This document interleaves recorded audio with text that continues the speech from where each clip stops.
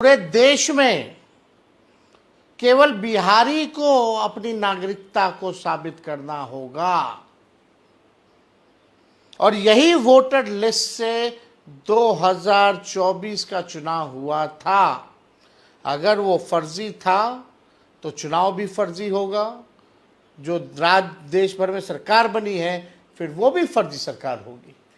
आखिर आनन फानन में ये निर्णय जो है क्यों लिया गया कि केवल बिहार के लोगों का ही, बिहार ही केवल नागरिकता अपने देश का साबित करेगा?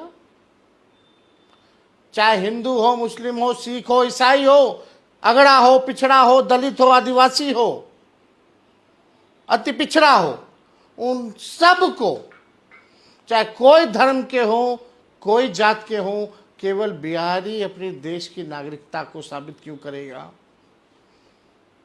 ये बड़ी